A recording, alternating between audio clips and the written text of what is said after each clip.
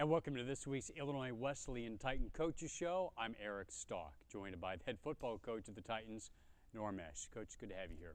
Good to see you, Eric. We started conference play this past week at North Central, a top 10 school.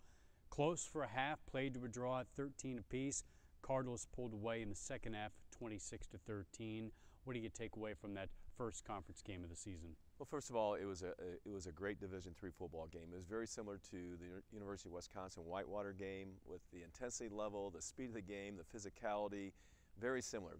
Both teams are great teams, and I think we have a great team. Played a great first half, tied it up at halftime, came back from a 10-point deficit, which shows a lot of character on our part as a team. Our kids responded, and then, like I said, tied it up at halftime. Felt really good. We talked about things that we needed to do this for the second half. Of course, we had the ball first. We thought we needed to go down and get some points on the board. We went on a 10-play drive and did everything that we wanted to do. We put the ball in the end zone and got called for offensive pass interference, nullified that touchdown, came back next play, had a right play called, everything was perfect again, and we dropped the ball in the end zone. So again, back to back, we could have grabbed momentum and we didn't.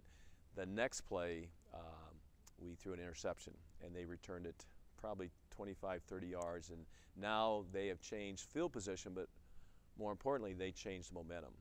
And it seemed to ignite them. We just couldn't get anything going after that. It was a very disappointing and tough loss for us. Well, and what was unique about that pass interference that nullified the touchdown, that was the second time that it happened in that game. Pass interference on the offensive side is something that is rarely called at any level, so that had to take you by surprise. Yeah, you know, I just, the way the game was being officiated, they were letting a lot of things go. They were letting the kids play, which I have no problem with.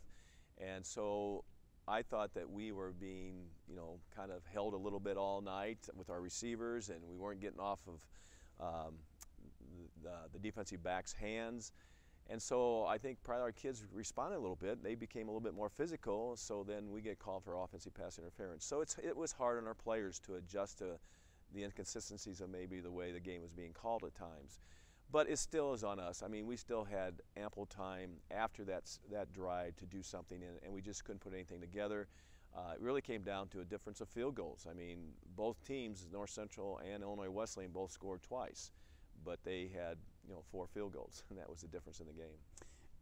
Well, in following up on that, they scored field goals on drives where they very easily could have got touchdowns. A couple of times they were inside the 10-yard line, and the red zone defense for your team has been strong all season long. We remember the Whitewater game, stopped at the 1 3 different times, an interception against Nebraska Wesleyan, and holding them to field goals instead of touchdowns quite often can be the difference in a win. Yeah, I agree with you 100%. You don't ever want to give up 6 points. If you can just give up 3, that's great. But then I look at, you know, what happened before that. Why is the change of the field? You know, how do we allow them down there in that area? And that's both on the offense and defense. It's the offense not getting first downs and getting ball movement, and it's the defense, you know, maybe giving up some third down plays. You know, I looked at the statistics that jump out at you. Is I think the time of possession was equal for 3 quarters, and in the fourth quarter they had it for, you know, 12 minutes. We had it for 3 minutes, and then the red zone, they were 5 for 5. We were 3 for 5. And the last statistic that jumps out is the third down conversion, which we were, you know, I think they were 9 for 18, and you know, we were 5 for 12. So I mean, those are the things that jumped out at me as a coach, that we need to do better to win ball games like that. Well, and you have North Park as you have your home conference opener under the lights at Tucci Stadium, looking to get bounce back and get your first conference win. Yeah, as disappointing as the game was, you know, you have to get up the next day and you got to move forward, because we have to. I mean, this one game doesn't define our team. It doesn't define our season. And we talked about that going into the North Central game, that we said this North Central game wasn't going to determine the championship. It might be like a championship game, but, you know, there's going to be a lot of games left. Right now, our focus is to get our first CCIW win, and that puts it back in the race a little bit. If we can do that and just take each game one at a time, I think we'll be fine. There's no margin of error now for us. You know, football is not a very forgiving sport in terms of making the playoffs and things like that.